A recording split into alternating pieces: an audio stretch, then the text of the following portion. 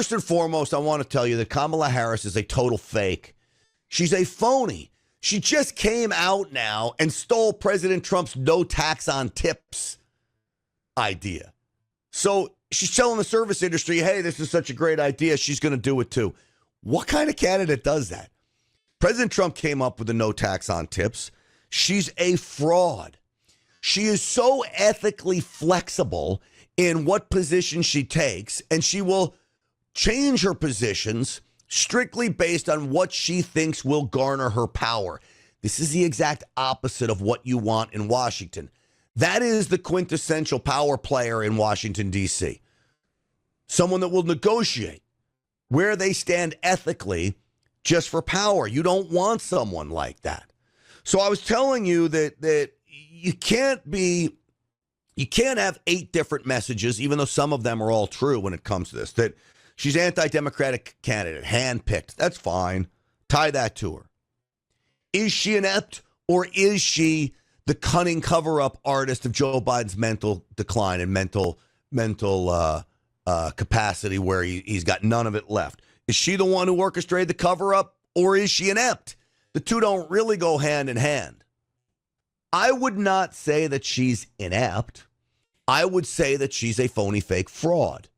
That's what I think you need to label Kamala Harris as, is that every single one of her ideas work to hurt the American people. And most certainly, beyond all of it, Kamala Harris is a failure. She is part of Bidenomics. And this is what I want the Trump team to hammer on.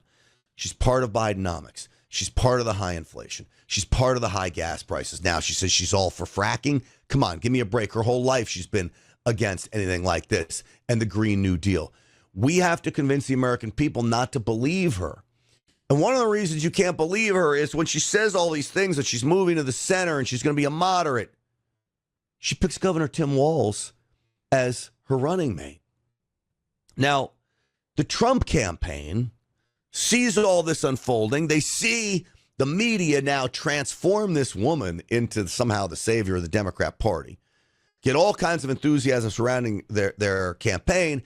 And I worry the Trump team is starting to freak out a little bit. So now they're throwing everything at Kamala Harris instead of just focusing down. Let all the noise dissipate around you. It's not going to last, and it's noise. Stay focused, stay disciplined, stay on message. And the message has to be Kamala Harris is a failure. So highlight the flip-flops. All right? So this was part of a plan by Alex Castellanos, who is a Republican strategist. He put this on Twitter. I saw Britt Hume retweeted it and said, this is good. And I read it. It's long. I retweeted it as well. Stinchfield 1776. It is good. So here's what you do. You paint Kamala Harris as the liberal that she is.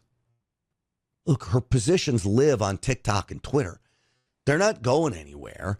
They're everywhere. You highlight the flip-flops now. Now she's for fracking when before she wasn't. Now she's going to be for border security and tough on crime when literally she was a defund the police nonsense. We know that she will sell her soul for power. These are the things that you have to highlight. Now, what are she and Tim Walz trying to do? When I watch their campaign right now, they're trying to claim that they are like you. You can't let evil President Trump in office. He's too mean. He's too this. He's too that. But we're like you. We see America like you do. Folks, they are not like us. Certainly not us as conservatives. But they are not like everyday uninformed Americans who may not know where they fall. These are radicals.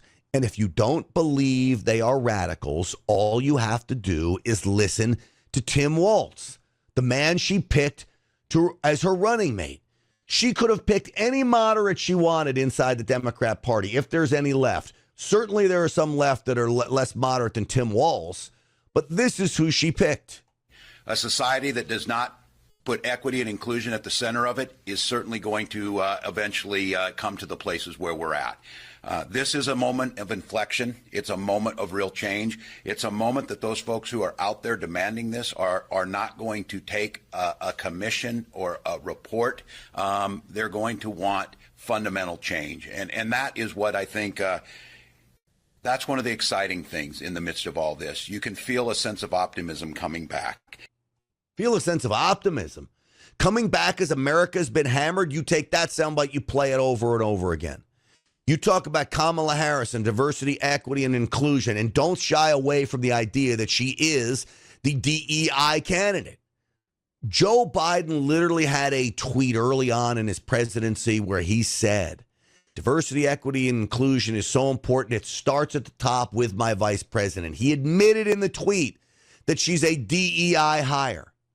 Now, I don't care if you're black. I don't care if you're Hispanic. I don't care if you're a man. I don't care if you're a woman. I don't care if you're anything. All I want you to be is good. And Kamala Harris is not good. She's not good at all. So do not let her claim that she is like you.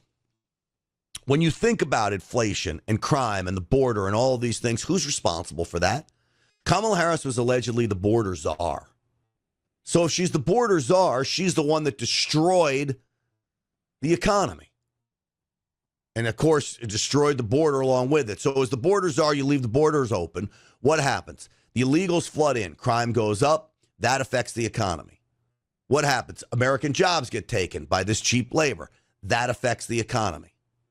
Then, of course, your anti-fracking, pro-Green New Deal are all part of the Bidenomics plan. What happens? Gas prices go through the roof. That adds to inflation. Inflation goes up. What happens? Destroys the economy because everything starts to cost more.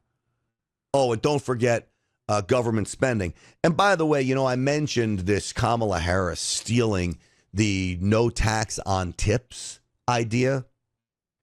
She voted to go after service workers who are not declaring their tips. August of 2022, I believe it was. Kamala Harris votes for the Inflation Reduction Act, which put all those IRS agents into motion.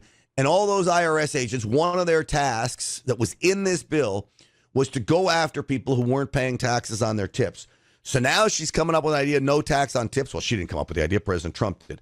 Now she's jumping on the bandwagon of this when she's the one who literally wanted to hammer away at service workers. She's the one that was sicking the IRS on service workers. Again, this woman is not like us.